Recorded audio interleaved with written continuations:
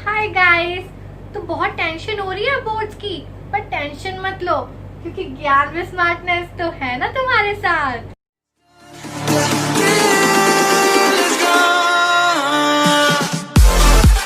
Friends, तो आज हम हमारा आपका फिजिक्स का नया चैप्टर स्टार्ट करने जा रहे हैं जिसका नेम है लाइट रिफ्लेक्शन एंड रिफ्रैक्शन। क्या मतलब है दोनों वर्ड्स का ये आप धीरे धीरे समझोगे, बट हम लाइट चैप्टर को दो पार्ट में समझने जा रहे हैं। पहला पार्ट है रिफ्लेक्शन। तो चलो कुछ बेसिक सी टर्म से स्टार्टिंग करते हैं, आपको उन चीज़ों की नॉलेज होनी चाहिए। पहला है ल्यूमिनस ऑब्जेक्ट। आप तो बोलोगे कि यार ये क्या पढ़ा रहे हो, 10th में हो गए हम लोग, हमें तो ये पता ही होगा, बट फिर भी ल्यूमिनस ऑब्जेक्ट्स क्या होता है? वो ऑब्जेक्ट्स जो अपनी लाइट एमिट कर सकते हैं। मतलब आप इसकी डेफिनेशन फॉर श्योर लिख लो, the objects that can emit मतलब निकालना their own light is called reflection। ठीक है, तो आपको एग्जांपल्स, आप मेरे से पूछे एग्जांपल भी दे दो कोई, तो आपको एग्जांपल दे रही हूँ। सन हो गया, ठीक है, आपके इलेक्ट्रिक बल्ब हो गए। तो ये सब किसकी एग्जांपल है? ल्यूमिनस ऑब्जेक्ट्स की। अब मैं आपको बताने वाली हूँ इसका ही ऑपोजिट, नॉन ल्यूमिनस ऑब्जेक्ट्स। अगर किसी ने ये वर्ड पहली बार भी सुने हैं तो इसमें आपको कोई डिफिकल्ट नहीं लगा होगा, है ना। तो नॉन ल्यूमिनस ऑब्जेक्ट, अगर ल्यूमिनस ऑब्जेक्ट वो थे जो लाइट एमिट करते हैं, कैन एमिट, तो नॉन ल्यूमिनस क्या हुए? जो अपने लाइट एमिट नहीं कर सकते। तो आप इसी को यहाँ पे लिख लेना, दी objects that can not emit their own light is called non luminous objects. ठीक है, यहाँ मैंने गलती से रिफ्लेक्शन लिख लिया था, आप ल्यूमिनस ऑब्जेक्ट्स कर लेना। अब इसकी एग्जांपल्स मैं आपको बता रही हूँ। इसके एग्जांपल क्या है? बेड, चेयर, ठीक है, मतलब एक्सेट्रा एक्सेट्रा। ऐसी चीज़ें जो अपनी आप की लाइट एमिट नहीं कर सकते उनको क्या बोलते हैं? Non luminous object. अब आपने बोला हमें ये भी पता चल गया, हमें ये भी पता चल गया, अब लाइट वर्ड इन दोनों में कॉमन आ रहा था। अब लाइट क्या है? चलो मैं आपको लाइट के बारे में बताती हूँ। लाइट में बेसिकली मैं आपको 3 पॉइंट्स पढ़ाने वाली हूँ। तो 3 पॉइंट्स जो हैं वो बड़ी सिंपल से हैं और एक बार आपके समझने की देर है, आपको दोबारा रिपीट नहीं करना पड़ेगा। तो लाइट में पहले आप लिख लो इलेक्ट्रोमैग्नेटिक वेव्स, ठीक है। सेकंड पॉइंट आप लिखो travels in straight line at a very high speed, high speed, ठीक है। थर्ड पॉइंट आप लिख लो, तो इसकी स्पीड को कैसे हम बताते हैं? Speed is equals to 3 × 10⁻⁸ metre पर सेकेंड, ठीक है। तो अब मैं आपको तीनों पॉइंट्स का मतलब बताने वाली हूँ। इलेक्ट्रोमैग्नेटिक वेव्स, लाइट है, यहाँ से लाइट एमिट हो रही है। तो लाइट की जो वेव्स हैं इसके अंदर बहुत छोटे छोटे पार्टिकल्स होते हैं जिनको हम क्या कहते हैं? प्रोटॉन्स, ठीक है। ये प्रोटॉन क्या करते हैं? जैसे ये एक प्रोटॉन है, ये एक प्रोटॉन है, ये पहला वाला एक दूसरे को पुश करेगा, लाइट क्या होगी? बहुत तेज़ स्पीड में फ्लो करेगी।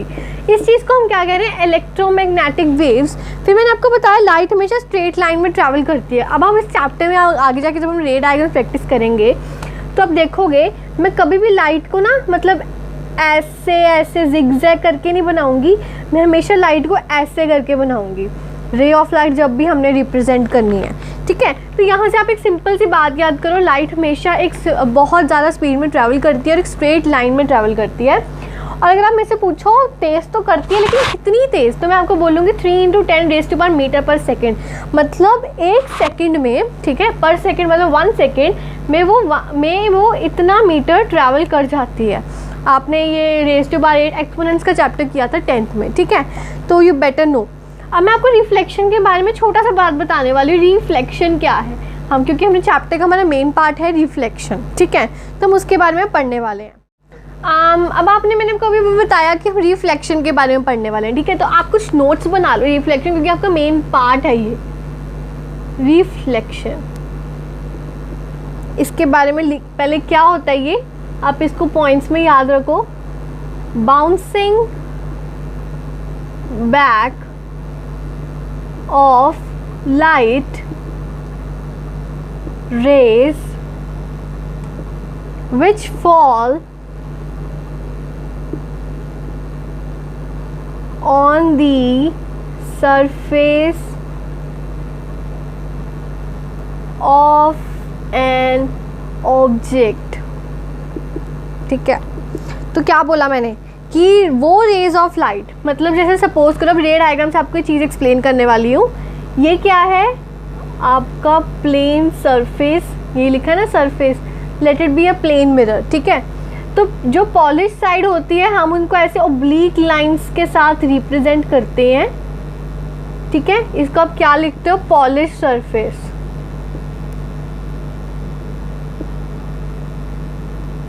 ठीक है। तो ये पॉलिश सरफेस होता है ये वाला, और जहाँ से बाउंसिंग बैक होती है वो ये वाली साइड है, इससे ऑपोजिट वाली साइड, ठीक है। तो अब ये देखो लाइट जो है एक स्ट्रेट लाइन में आई, लेट इट बी ए,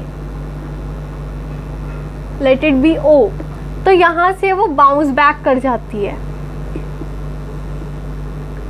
ठीक है। तो ये राइट की रे कहाँ से आई, सपोज करो यहाँ पे सूरज है, ठीक है। मतलब एक बेसिक सी बात है, जहाँ पे लाइट रेज इकट्ठी होके आ रही हैं, या फिर कोई भी टॉर्च की लाइट ले लो, अगर आप उसको मिरर में डालोगे तो वो बाउंस बैक कर जाती है। मिरर पे डालोगे किसी भी पॉलिश सरफेस के ऑपोजिट साइड पे वो रिफ्लेक्ट बैक कर जाती है। तो यही मैंने लिखा था bouncing back of light. Bouncing back मतलब टच करके एकदम पीछे जाना। Bouncing back of light which fall on the surface of an object is called reflection, ठीक है। तो बड़ी सिंपल सी बात आपको इस रे डायग्राम से एकदम क्लियर होगी। अब मैं रिफ्लेक्शन में आपको कुछ पॉइंट्स बताने वाली हूँ, तो आप लिख लो polished surface reflect more light, ये पहला point. Second, silver metal is the best reflector, ठीक है। तो अब यहाँ पे आप देखोगे सबसे पहले तो कि पॉलिश सरफेस ज़्यादा रिफ्लेक्ट करते हैं लाइट को, पहला पॉइंट ही कि आप दिमाग में अपने बिठा लो क्यों मैं आपको ये बोल रही हूँ। अब जैसे आप अपने मिरर में अपनी लाइट को फॉल करवाते हो, ठीक है, तो वो ज़्यादा रूम में स्प्रेड हो जाती है। यही आप एक चेयर पे लाइट फॉल करवाओगे वो ज़्यादा स्प्रेड नहीं हो सकती क्योंकि वो पॉलिश सरफेस नहीं है। तो सिल्वर मेटल जो है बेस्ट रिफ्लेक्टर होता है, लेकिन सिल्वर मेटल क्या है, महंगा होता है। उसकी जगह क्या यूज़ होता है, एल्यूमिनियम मेटल, तो वो भी एक बहुत अच्छा कंडक्टर है रिफ्लेक्शन का, ठीक है। तो आप इस फिगर में देख सकते हो, मैं इसको नाम दे देती हूँ फिगर 1, है ना। तो इस फिगर 1 में आप क्या देख सकते हो कि AO क्या है, रे ऑफ लाइट, ठीक है। तो ये क्या है, रे ऑफ लाइट। अब मैं आपको कैसे एक्सप्लेन करूँ, वो लाइट की रे जो कि एक सिंगल डायरेक्शन में मूव कर रही होती है, that is known as particularly ray of light, ठीक है। तो इस डायग्राम से ही मैं आपको कुछ टर्म्स एक्सप्लेन कर रही हूँ जो आपको इस चैप्टर में आपके न्यूमेरिकल्स में बहुत हेल्प करने वाले हैं। तो इस फिगर में आप देख सकते हो AO, जो रे ऑफ लाइट गिर रही है, एक्चुअल रे ऑफ लाइट, उसको क्या कहते हैं, इंसिडेंट रे, ठीक है। कोई नया वर्ड है ये, वो रे ऑफ लाइट जो कि गिर रही है ये वाली, इसको क्या कहते हैं, इंसिडेंट रे, ठीक है। तो इंसिडेंट रे का आपको ये समझ आ गया। अब है point of incidence, O point है जहाँ पे इंसिडेंट रे गिरती है उसको कहते हैं पॉइंट ऑफ इंसिडेंस। तो यहाँ पे पॉइंट ऑफ इंसिडेंस क्या है, O पॉइंट, ठीक है। तो पॉइंट मैंने आपको दो चीज़ें बताई, ये है इंसिडेंट रे, ये है पॉइंट ऑफ इंसिडेंस। उसके बाद मैं आपको बताने वाली हूँ रिफ्लेक्टेड रे। रिफ्लेक्शन मतलब ये वाली रिफ्लेक्शन हो रही है तो यही रे रिफ्लेक्टेड रे हुई ना। तो फिर OB क्या है, OB और यू कैन से BO, ठीक है, दोनों में से आप कुछ भी बोल सकते हो। ये क्या है, रिफ्लेक्टेड रे। डन। यहाँ तक हमने 3 पॉइंट्स कर लिए, तो ये बड़े सिंपल पॉइंट किए। अब मैं आपको बताने वाली हूँ नॉर्मल रे। नॉर्मल रे, पहले तो आप इसकी definition soon low. It is the light रे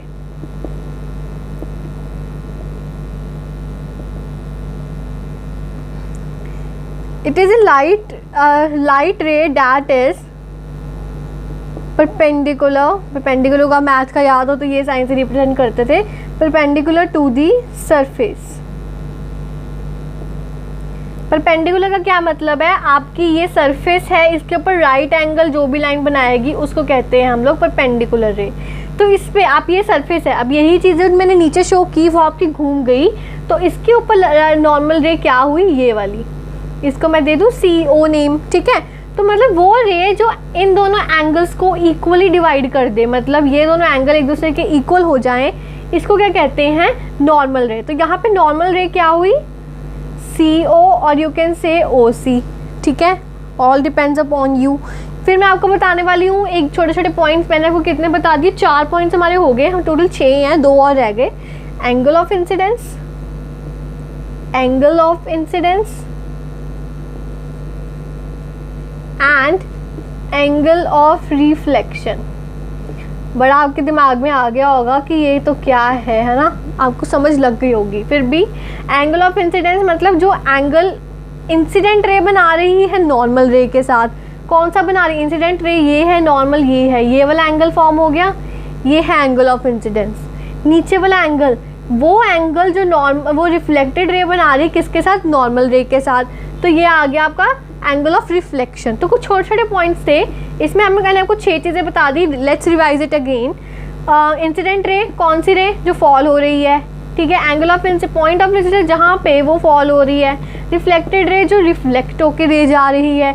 फिर मैं आपको बताया नॉर्मल रे जो परपेंडिकुलर है उस सरफेस के। फिर मैंने आपको एंगल ऑफ इंसिडेंस जो इंसिडेंट रे और नॉर्मल रे के बीच बन रहा है।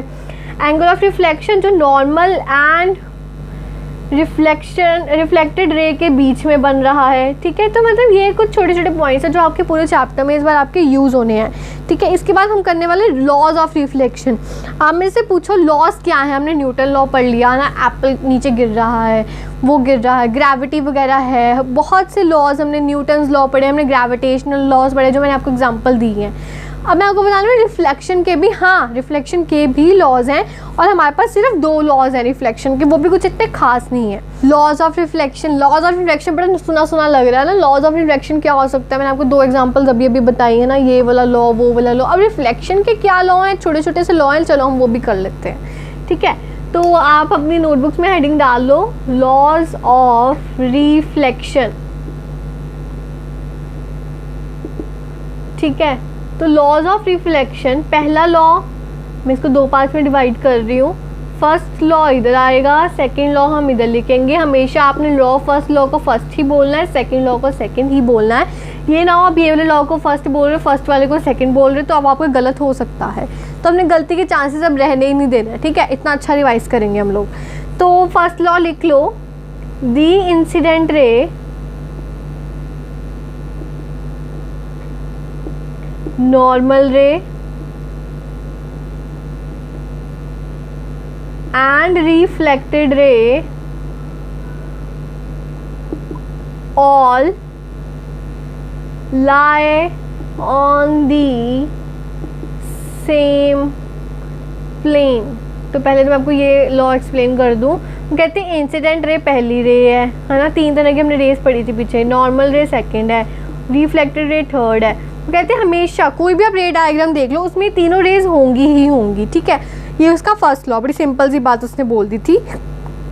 सेकंड लॉ में वो कह रहा है the angle of reflection, the angle of reflection. अगर आप मेरे से पूछो इसको कैसे डिनोट करना है, एंगल लिख के R लिख दो, ठीक है।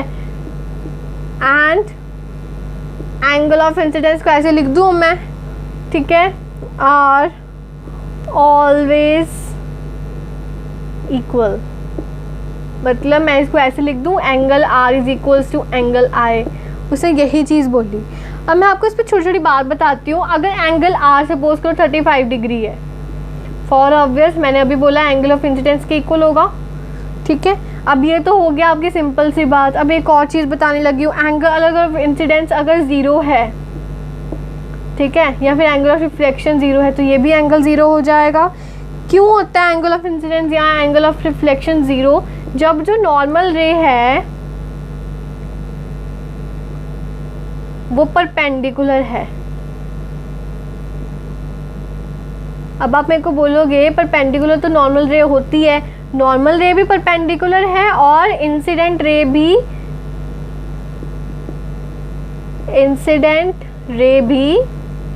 परपेंडिकुलर ही है, ठीक है। अब मैं कैसे बोल रही हूँ आपको, यहाँ पे छोटी सी डायग्राम बना के दिखाती हूँ। ये इसकी है, यहाँ पे ये एक सरफेस है, लेट्स मेक इट स्ट्रेट। ये एक सरफेस है, यहाँ पे एंगल ऑफ ये इंसिडेंट रे कैसे आ रही है, ऐसे। पहले हमने याद हो तो बनाई थी ऐसे, तो वो एंगल बन रहा था।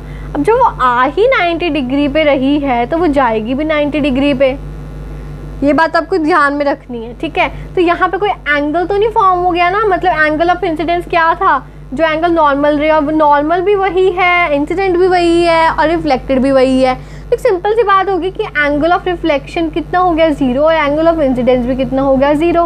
तो ये कब ज़ीरो है, छोटी सी बात बता रही हूँ कि जब वो सारी रेज एक दूसरे के परपेंडिकुलर होते, किसके, सरफेस के। यहाँ पे हमने छोटा सा, अब मैं टॉपिक आपको बताने वाली हूँ रेगुलर रिफ्लेक्शन, ठीक है। तो यहीं पे बना देते हैं रेगुलर रिफ्लेक्शन। जैसे आपको ल्यूमिनस वगैरह बताया था वैसे ये है रेगुलर रिफ्लेक्शन। आप इसकी डेफिनेशन प्लीज़ लिख लो, मैं आपको भी डिक्टेट करवा देती हूँ। Parallel beam of light, parallel, I repeat, parallel beam of light is reflected parallelly in the same direction. क्या बोला, parallel beam of light, parallel है ना ये सारी, यहाँ पे गिर रही हैं, is reflected in the same direction. मतलब जब कोई रे एक दूसरे के पैरेलल होगी, वो ये सारी इंसिडेंट है, ये सारी रिफ्लेक्टेड है। अब आप वहाँ भी ऐसे तो लिखोगे नहीं, तो साइन बनाते हो, मतलब ये इधर को आ रही है तो मतलब इंसिडेंट रे है, ये इधर को जा रही है मतलब रिफ्लेक्टेड रे है, ठीक है। तो अब आप इसका देखोगे हर किसी का अपना अपना नॉर्मल वो होगी, नॉर्मल रे 90 डिग्री। अभी मेरा तो बोर्ड पे बन नहीं रहा, तो आप स्केल से जब बनाओगे तो एकदम सीधी लाइंस ड्रॉ करना, ठीक है। तो आपको ये पता चल गया। अब आपको मैं बोलूँ इर्रेगुलर रिफ्लेक्शन,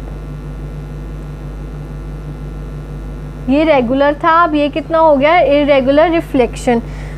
तो आप इसकी भी डेफिनेशन लिख लो, मैं अभी आपको डिक्टेट कराती हूँ। Parallel beam of light is reflected in diffused और different direction. Parallel beam of light, I am repeating, parallel beam of light, ठीक है, बीम तो पैरेलल ही मैंने बोला, लेकिन वो जा किधर को रही, कोई इधर जा रही है, कोई इधर जा रही है, कोई इधर जा रही है, कोई इधर जा रही है। मतलब हर कोई जो बीम है वो रेगुलर रिफ्लेक्शन। ये किस में होती है, चेयर के एग्जांपल ले लो, जिसका सरफेस स्मूथ नहीं है, तो जिसका तो सरफेस स्मूथ है वो तो ऐसे डायरेक्टली वही करेगी, ठीक है। और जिसका सर्विस स्मूथ नहीं है, अब मैं आपको एग्जांपल देती हूँ क्यों ऐसा होता है। जब भी आप लाइट ऑन करते हो अपने रूम की, तो आपका वो रूम में वो साइड पे कोने में चेयर पड़ी है, क्यों ऐसा होता है, लाइट ऑन करते हैं आपको वो चेयर दिखने लग जाती है, क्यों आपको मिरर नहीं दिखता एकदम से, वो इसलिए होता है क्योंकि जो ये इरेगुलर सरफेस है एक तो चेयर का, तो वो हर एक डायरेक्शन में अपनी लाइट स्प्रेड कर देता है, और आपकी नेकेड आइज़ को, नेकेड मतलब बिना कोई चश्मा वगैरह लगाए को, तो आपको वो ज़्यादा ईजिली दिखती है चेयर। तो यहाँ पे मैंने आपको दो चीज़ें से बताई हैं, आपके फेमिलियर करवाया है उसको आपके साथ, तो आपको दो लॉज भी पता चल गए। यहाँ पे हमारा ये छोटा सा टॉपिक जो है रिफ्लेक्शन का, या आप कह लो डेफिनेशंस का, आप सिर्फ दो डेफिनेशंस और रहेगी हमारी पढ़ने वाली, उसके बाद आपका ये छोटा सा टॉपिक जो है वो कंप्लीट हो जाएगा डेफिनेशंस का। मैंने वो थोड़ी देर पहले बताया कि सिर्फ दो हमारे पास डेफिनेशन रहेगी, चलो वो भी कर ही लेते हैं आप, है ना। तो पहला आप लिख लो real image,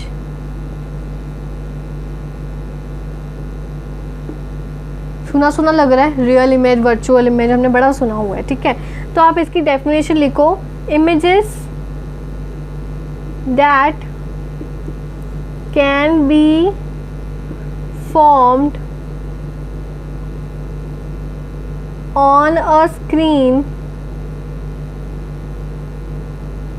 is called real image. ऐसे आप वर्चुअल का भी लिख लो, फिर मैं आपको एक्सप्लेन करती हूँ। थोड़ी सी जगह छोड़ देना, वहाँ पे मैंने आपको एग्जांपल भी लिखवानी है।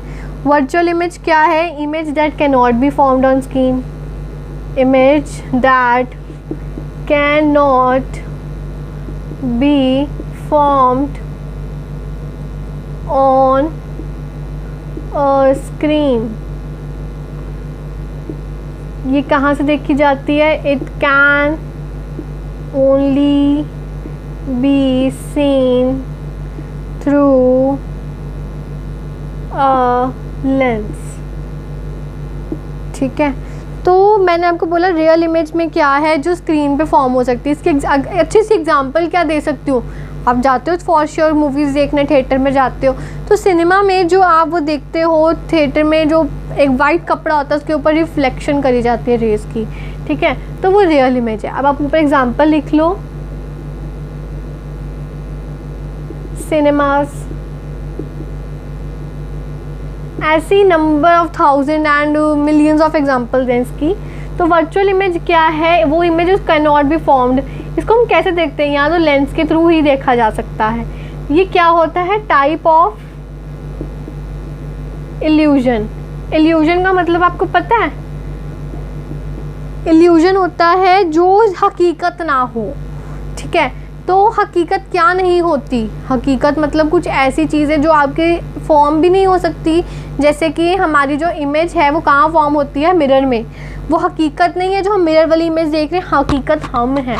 ठीक है, तो हम उसको कैसे देख पाते हैं? क्योंकि वो मिरर हमारे बीच में एक लेंस का काम कर रहा है। ठीक है, तो हमारी ही इमेज जब हम अपने मिरर में देख रहे हैं वो वर्चुअल इमेज है, वो रियल इमेज नहीं है।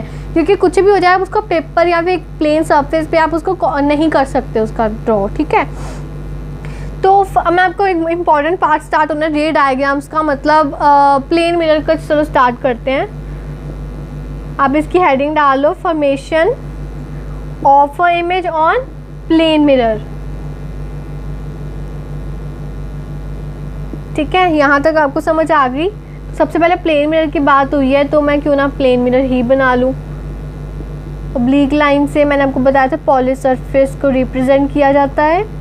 यहाँ आप लिख लीजिए पॉलिश्ड सरफेस। देखो मेरी बात सुनो, बोर्ड के पेपर को आप जितना सुंदर बनाकर आ सकते हो आप उतना सुंदर बनाकर आओगे ना। तो मेरी टिप लो कि अगर आपको रे डायग्राम्स पूछा है या नहीं पूछा, ठीक है, तो अगर तो आपके पास इतना टाइम है कि आप अपने रे डायग्राम्स को पेपर पे रिप्रेजेंट कर सकते हो। सिर्फ ये नहीं मैं कह रही जितने सिखाइए चैप्टर ही चेप दिया, मतलब उस क्वेश्चन से रिलेटेड कोई रे डायग्राम फॉर ऑब्वियस कुछ ना कुछ ऐसा होता है। या तो आप रे डायग्राम्स बना लो, या फिर आप जैसे मैंने फ्लो चार्ट, पहले आपको वो फ्लो चार्ट बताया था लॉ वाले में, मैंने ऐसे करके यहाँ पे लिख के ऐसे करके 2 बनाए थे। ऐसे रिप्रेजेंट पेपर करो कि पढ़ने वालों को ऐसा लगा कि वो बुक पढ़ रहा है छोटी सी। ठीक है, तो आप पे है कि आप उसको कितना अच्छा रिप्रेजेंट कर सकते हो। अब यहाँ पे मैंने आपको पॉलिश सरफेस बना दिया। ठीक है, अब मैं यहाँ पे ऑब्जेक्ट रख रही हूँ। आप में से पूछो कि ऑब्जेक्ट क्या है, कौन सा रख रही हो। Let it be sun, let it be a torch, let it be anything. ठीक है, तो सन से हमें 2 रेज मिली। मैं सन के एग्जांपल ले रही हूँ, आप जो मर्जी example low.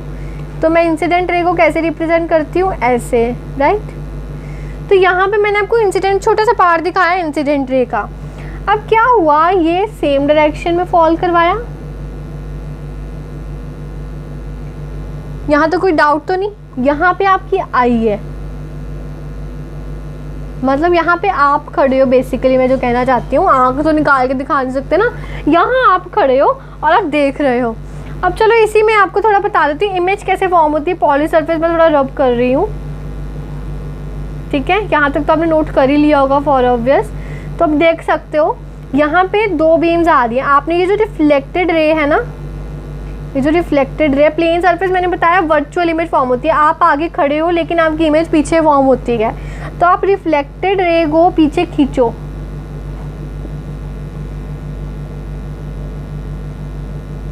Sorry, wait a minute.